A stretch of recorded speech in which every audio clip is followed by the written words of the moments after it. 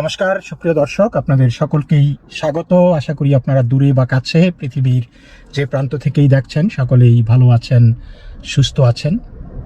দর্শক, আজকে ইসরায়েল এবং প্যালেস্টাইন সংঘর্ষ নিয়ে কথা বলবো, কিন্তু কোথায় শুরু করব, কিভাবে শুরু করব? যেখানে 250 জন মানুষকে, যারা নাকি একটি সঙ্গীত অনুষ্ঠানে অংশ নিয়েছিল, সেই নিরপরাধ নিরীহ 250 জন মানুষকে খুন করে, স্লটারিং করে, গলিতে ঝাঁঝরা করে খুন করা হয়, যখন ঘরে ঢুকে ঘুমন্ত নারী, পুরুষ, শিশুকে হত্যা করা হয়, ধরে নিয়ে যায়, তখন কিভাবে শুরু করা যায় এই বিষয়টি? আপনারা দেখেছেন গত শনিবারে সাউদার্ন ইসরায়েলে যখন মানুষ ঘুমিয়েছিল, ভোরবেলা সকাল 6:30টার দিকে একদল উন্মত্ত জঙ্গি সন্ত্রাসী হামাস সেখানে নিরপরাধ মানুষের উপর আক্রমণ করেছিল। এই পর্যন্ত ইসরায়েলের কমপক্ষে 1000 খানেক মানুষ নিহত হয়েছে এবং এদের মধ্যে 200-র মতো শিশু। 1000-1500-এর মতো মানুষ তাদেরকে জিম্মি করা হয়েছে, তাদেরকে মানব বর্ম করা হয়েছে, মানব ঢাল করা হয়েছে। এবং হামাসরা হুমকি দিচ্ছে যে ইসরায়েল যদি পাল্টা আক্রমণ করে তাহলে তাদেরকে একজন করে হত্যা করা হবে, প্রকাশ্যে হত্যা করা হবে এবং সেই ভিডিও দেখানো হবে পরিবারকে। বুঝুন কিরকম একটি সন্ত্রাসী চক্র এই ঘুমন্ত মানুষদের উপর। এবং ইসরায়েলের একটি ছুটির দিনে প্রায় 20টি জায়গায় তারা তাদের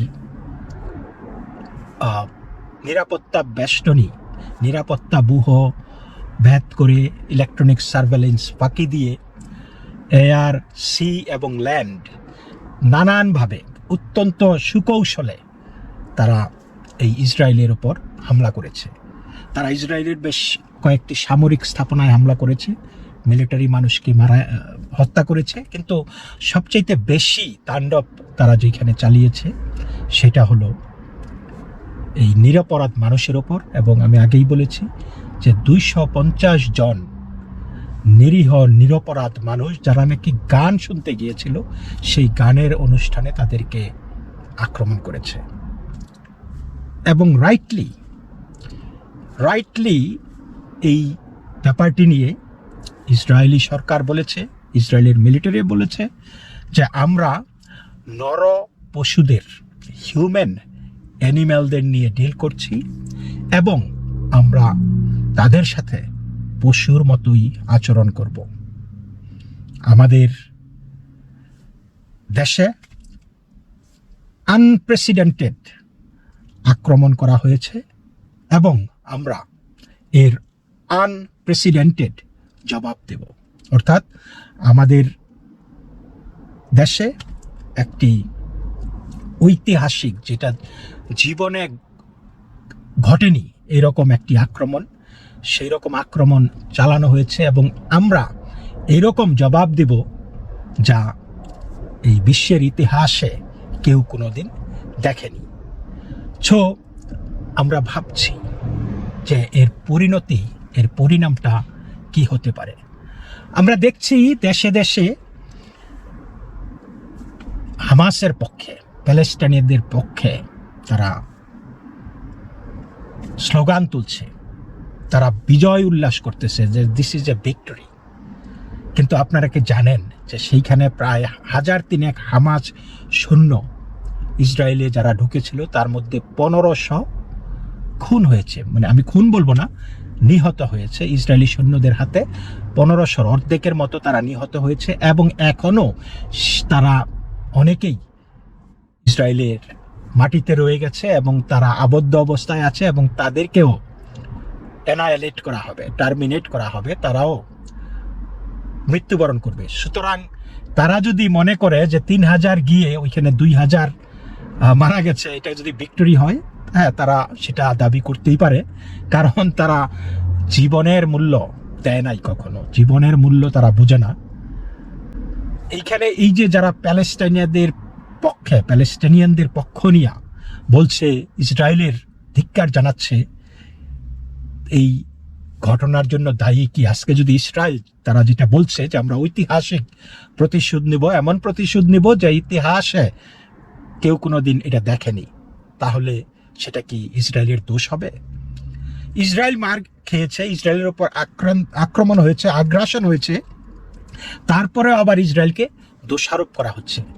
ইসরায়েল কিন্তু গাজায়, আপনারা জানেন যে এটা একটা বেসিকলি রান বাই ইসরায়েলে গাজায় ইসরায়েলিরা বিদ্যুৎ দেয়, খাবার দেয়, জল দেয়, তেল দেয়, সবই দেয়।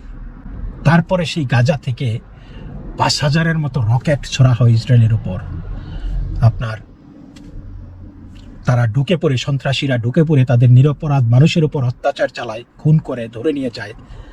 তারপরে ইসরায়েল কি বসে থাকবে? ইসরায়েল ঘোষণা দিয়েছে যে তারা এমন কিছু করবে যে হামাস আর কোনোদিন মিলিটারি শক্তি হিসাবে দাঁড়াতে পারবে না। তারা এমন কিছু করবে যে গাজা উপত্যকায় হামাস আর ক্ষমতা দেখাতে পারবে না, বা ওই গাজা উপত্যকা আর তারা শাসন করতে পারবে না। তারা অলরেডি ব্লকেট দিয়ে দিছে যে এইখান থেকে কোনো খাদ্য আসবে না, এখানে কোনো ইলেকট্রিসিটি যাবে না, কোনো গ্যাস সরবরাহ যাবে না, কোনো জল যাবে না, কিছু যাবে না। এবং তারা অলরেডি দে কল আপ 300,000 মিলিটারিজ, যে তারা ল্যান্ড ওয়ার করবে, এখানে গ্রাউন্ড অপারেশন চালাবে, হামাসকে এক্সটারমিনেট করবে সেখান থেকে। এবং একই সাথে তারা বলেছে যারা সিভিলিয়ান আছেন তারা আপনারা গাজাতে আর থাকবেন না, আপনারা চলে যান, কারণ পরিস্থিতি ভয়াবহ হবে। আমরা চাই না যে সিভিলিয়ান এই অপারেশনের লক্ষ্যবস্তু হোক বা অপারেশনে ক্ষতিগ্রস্ত হোক।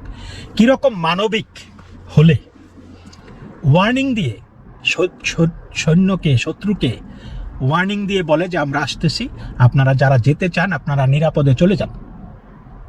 হামাস কিন্তু সেই ওয়ার্নিং দেয়নি।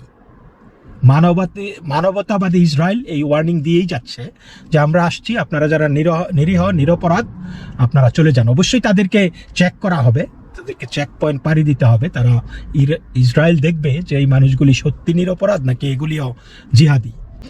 এমত অবস্থায় যারা বলছেন যে ইসরায়েল দোষী, এই মানুষগুলির মুখে কিন্তু আমরা একবারও শুনছি না যে এই যে ইসরায়েলে প্রায় 200 শিশুকে হত্যা করা হয়েছে, একটা মিউজিক ফেস্টিভ্যালে নন মিলিটারি পিপল 250 মানুষকে খুন করা হয়েছে, 1,500 মানুষকে ধরে নিয়ে যাওয়া হয়েছে, এবং বলেছে যে ইসরায়েল যদি গাজায় হামলা চালায় তাহলে তাদেরকে একজন করে হত্যা করা হবে।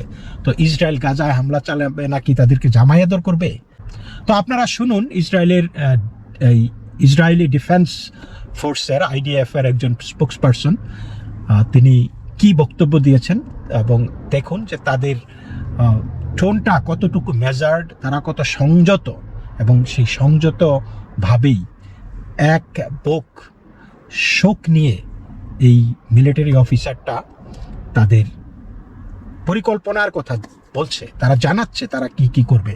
তারা সেই সন্ত্রাসীদের মতো সেই গোপনে ঘুমন্ত অবস্থায় নারী, শিশু, আবাল বৃদ্ধ বনিতার ওপর হামলা চালাচ্ছে না। তারা বলছে তারা কি করতে চায়, তাদের মিশন কি, তাদের অবজেক্টিভ কি। শুনুন বক্তব্যটি। Shalom everyone, Lieutenant Colonel in the Reserves, Jonathan here, and you are live on the IDF's official Facebook page.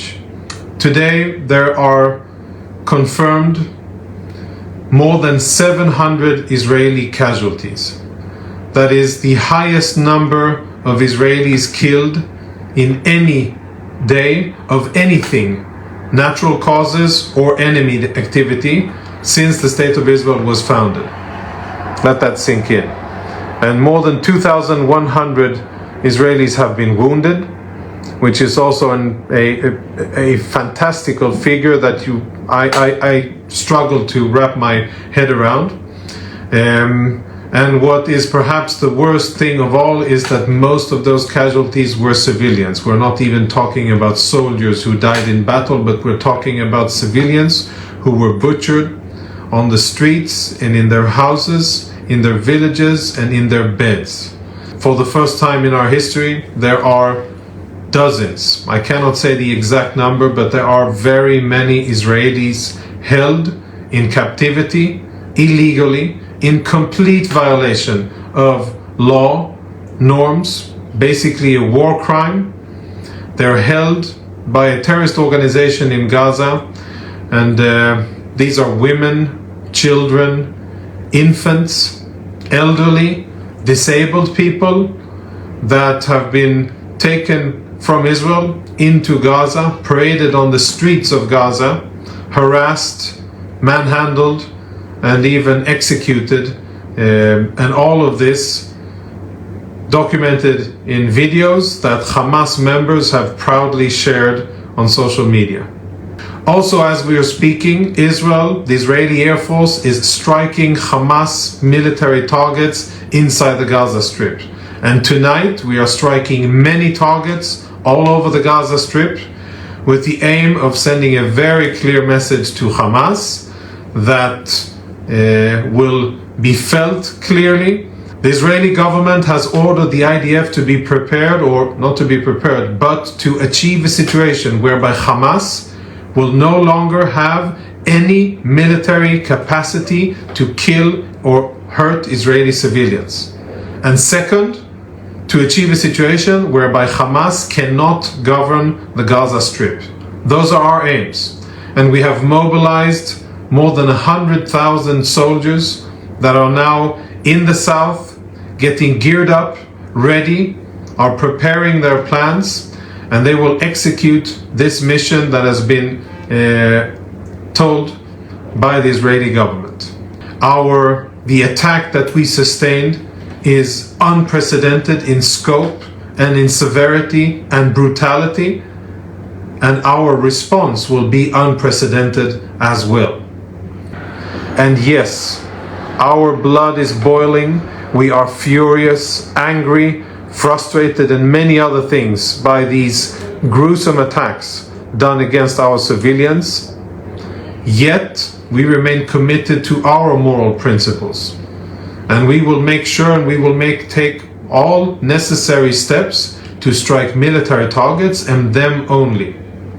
But Hamas, at the end of this war, will not have military capabilities to hurt Israelis ever again. We will prevail, and we will send a resounding message to Hamas and any other terrorists not to understand very clearly that this aggression is something that will be the undoing of Hamas. তিনি বলেছেন যে এটা হলো beginning of the end of Hamas, মানে হামাসের শেষটা শুরু হয়ে গেছে এবং তারা এমন কিছু করবে যাতে হামাস আর কোনোদিন ইসরায়েলি জনগণকে আঘাত করতে না পারে। তো এগুলির পরে আমি যেটা আপনাদেরকে বলতে চাই যে এই বিষয়টি কিভাবে ঘটেছে, এ থেকে কি শিক্ষা নেওয়া উচিত। তো ইয়েস, আপনার দলে যদি বেঈমান থাকে, আপনার দেশে যদি বেঈমান থাকে, তাহলে এরকম ঘটনা ঘটা অস্বাভাবিক কিছু নয়। এবং এই বিষয়টি থেকে ভারতের কিন্তু অনেক শিক্ষা নেবার আছে। যেমন ধরুন 2021 সালের জুন মাসে ইসরায়েলের একটি নির্বাচন হয়েছিল এবং সেই নির্বাচনে বিভিন্ন দলের মধ্যে একটা ইম্পাস তৈরি হয়েছিল, কে সরকার গঠন করবে। কারো যদিও নেতানিয়াহুর দলের একক সংখ্যাগরিষ্ঠতা ছিল, মানে ইয়ের হিসাবে আর কি, কিন্তু পার্লামেন্টে সরকার গঠনের মতো সংখ্যাগরিষ্ঠতা ছিল না। তো আর অন্য দলগুলি, বিরোধী দলগুলি, জোট ছোট ছোট দলগুলি, তাদেরও নাই। তাহলে এই সরকার গঠনের জন্য আপনারা জানেন যে ইসরায়েলের 20% জনসংখ্যা হয়েছে মুসলমান। তারা একটা জায়গায় থাকে, একটা নির্দিষ্ট এলাকায় থাকে, এবং সেই মুসলমানরা একটা দলকে ভোট দেয়। সেই দলের নাম হয়েছে কাকতালীয়ভাবে রাম পার্টি। রাম বুঝছেন, তারা রামের প্রতি খুব নাখোশ। তো সেই রাম পার্টি ওইখানে তাদের বেশ কয়েকটি আসন ছিল, যে সরকার গঠনের নিয়ামক ছিল তারা। তখন এই রাম পার্টিকে, এই মুসলমানদেরকে সাথে নিয়ে এই নেতানিয়াহুর যে লিকুদ পার্টি, এই দলের যেই বিরোধীরা ছিল, তারা এই রাম পার্টিকে সাথে নিয়ে একটি সরকার গঠন করে। সেই সরকারটি প্রায় 2 বছরের মতো চলেছে। তারপরে সরকার পড়ে গেছে। সরকার পড়ে যাওয়ার পরে এই লিকুদ পার্টি আসছে। তো আপনারা দেখেছেন যে এই যখন এই মুসলমানরা, এই 20% মুসলমানের সমর্থন নিয়ে যখন সরকার গঠন হয়েছে, তখন তো আপনি যখন কোয়ালিশন করবেন, যেমন বিএনপি জামাতের সাথে কোয়ালিশন করতে গিয়ে কিন্তু জামাতকে 2টা গুরুত্বপূর্ণ শিল্প মন্ত্রণালয় এবং সম্ভবত কৃষি মন্ত্রণালয় দিয়েছিল। এবং আপনারা দেখেছেন বাংলাদেশের একদিনে 560টি উপজেলায় বোমাবাজি হয়েছে, জেএমবির উত্থান হয়েছে, আরও অনেক কিছু আপনারা সন্ত্রাসী কর্মকাণ্ড দেখেছেন। সুতরাং ক্ষমতার একটা প্রভাব সবসময় আছে। তো এই যে দালালরা, ইসরায়েলের ক্ষমতা লোভী কিছু মানুষ যখন এই মুসলিম 20% আরব ইসরায়েলিদের সাথে সমর্থন নিয়ে তারা সরকার গঠন করেছে, আপনি কি মনে করেন না যে তারা সেইখান থেকে কিছু রসদ বিভিন্ন জায়গায় সরবরাহ করেছে, বা রাষ্ট্রীয় গুরুত্বপূর্ণ জিনিসগুলি তারা কম্প্রোমাইজ করেছে নানানভাবে? তা না হলে ভাবুন, ইসরায়েলের মোসাদ, ইসরায়েলের মিলিটারি ইন্টেলিজেন্স ওয়ার্ল্ড ক্লাস, তাই না? মাত্র নেতানিয়াহু মাত্র বছরখানেক হয় ক্ষমতায় আসছে, তাও বছরখানেক হবে না, আরও কম। তো এই ক্ষমতায় আসার এই 6 মাসের মধ্যেই কি এই মোসাদ একবারে ভ্যানিশ হয়ে গেছে? তার মানে এই মোসাদকে দুর্বল করা হয়েছে, মিলিটারি ইন্টেলিজেন্সকে দুর্বল করা হয়েছে, এবং যেই সমস্ত স্পর্শকাতর বিষয়গুলো আছে সেই সময়কার, এই যে 2021-এর জুন মাসের যেই সরকার গঠিত হয়েছিল, 2 বছর প্রায় থেকে ছিল, সেই সরকারের মুসলিম পার্টনাররা তারা উপর দিয়া জল ঢেলেছে আর নিচ দিয়ে কি কেটেছে? গোড়া কেটেছে। জিনিসটা সেরকমই। এইটা কিন্তু একটা প্রক্সি ওয়ার, আমি বলবো this is a proxy war. তারা এটা হামাসকে দিয়া, ইরান কিন্তু টেস্ট করলো যে ইসরায়েলের যেই শক্তি আছে, ইসরায়েলের যেই প্রতিরক্ষা ব্যূহ আছে, ডিফেন্স মেকানিজম আছে, সেইটাকে ওভারওয়েলম করার জন্য আমরা কি করতে পারি। এটা কিন্তু ইরানের প্রক্সি ওয়ার কিন্তু হামাসকে দিয়ে করাইছে, ঠিক আছে? কারণ ইরান সবসময় তাদের টার্গেট যে ইসরায়েলকে এখান থেকে নিশ্চিহ্ন করে দেবে। কিন্তু যখন ইসরায়েলকে নিশ্চিহ্ন করে দেবে, এবং সেই সমর্থক কিন্তু এই যে 20% আরব ইসরায়েলি যারা ইসরায়েলে আছে, এবং সেই সরকারের থেকে এরা কিন্তু এই সরকারটাকে দুর্বল করছে, দেশের ভিত্তিগুলিকে দুর্বল করছে, এবং দেশের অনেক কিছু নিশ্চিতই তারা পাচার করেছে, এবং সেগুলির উপর ভিত্তি করেই তারা ইরান একটি রণকৌশল তৈরি করেছে, এবং সেটা হামাসকে দিয়ে তারা এটা, this is A test case. এখন কিন্তু ইরানের হয়ে গেছে, মানে তারা কিন্তু মনে করতেছে পাইছি এবার মৌকা, এবং দে ফিল এম্বলডেন্ড যে আমরা যদি এই যে এয়ার, সি, ল্যান্ড, তারপরে মানে এগুলি দিয়ে আমরা যদি ইরানকে, রাদার ইসরায়েলকে আমরা যদি ঘায়েল করি, আক্রমণ করি, তাহলে ইসরায়েল চারিদিকে সামাল দিতে পারবে না। তো এটা ভালোই হয়েছে একদিক থেকে কি ইসরায়েলের জন্য, যে তাদেরকে যে এই ঘুমানোর সময় নাই, যেইখানে তার চারিদিকে মুসলিমরা সোর্ন এনিমি, যে তোমাদেরকে ডিস্ট্রয় করতে চায়, তোমরা ওই হলিডে পালন করবা, ঘুমাইবা, হ্যাঁ, নাকে তেল দিয়া, সেটা হবে না। এবং তারা দেখায় দিছে। তো এতে করে কার লাভ হয়েছে কার লোকসান হয়েছে আমি জানি না, তবে নিশ্চিতভাবেই ইসরায়েলের একটু, this is a wake up call for them, they will act accordingly. তাদের যেখানে দুর্বলতাগুলি ছিল, এটা তো ওপেন হয়ে গেছে, তাই না?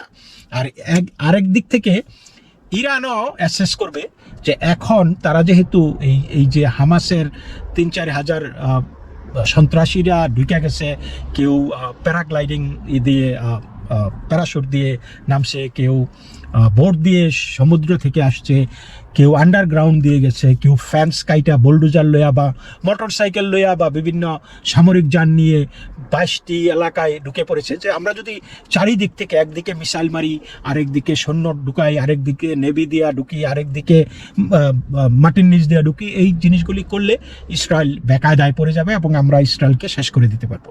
This is the prelude to that larger war. যাই হোক দর্শক, আবার ফিরে আসি বেঈমান এবং ট্রেইটরদের কথায়। ক্ষমতার লোভে বেঈমানদের হাত ধরা, ট্রেইটরদের হাত ধরা ভেরি ডেঞ্জারাস। এটা ইসরায়েলের এই যে যারা বিরোধী দল, যারা নাকি সরকারের ক্ষমতার লোভে বছর দুয়েক ধরে তাদের সাথে এই হাত মিলিয়েছিল, আমি বলবো যে তাদের হাতেও রক্ত লেগে আছে এখন। এই ঘটনার দায় তারা এড়াতে পারবে না। খুব অল্প সময়ে, এটা খুব বেশি, একটা মিলিটারি আপনি 50 বছরে গড়ে তুলতে পারেন, কিন্তু সেই মিলিটারিকে ধ্বংস করতে আপনার 15 দিন 2 সপ্তাহ হইলে enough. You can do that. এবং সেটা ইসরায়েল আমি মনে করি এই বিগত সরকার দেখিয়ে দিয়ে গেছে। এবং ভারতকে এই বিষয়টি নিয়ে অবশ্যই শিক্ষা নিতে হবে। ভারতের যারা বিরোধী দল আছে, যারা নাকি এই যে দুধেল গাইদের দুধ খাচ্ছেন, সর খাচ্ছেন, তাদেরকে ওই জিনিসটা আমলে নিতে হবে। তারা গণতান্ত্রিক কার্যক্রমে যতই অংশগ্রহণ করুক না কেন, তাদের দোয়া কিন্তু সবসময়ই গাজওয়াতুল হিন্দের জন্য। তো ভালো থাকবেন, নমস্কার।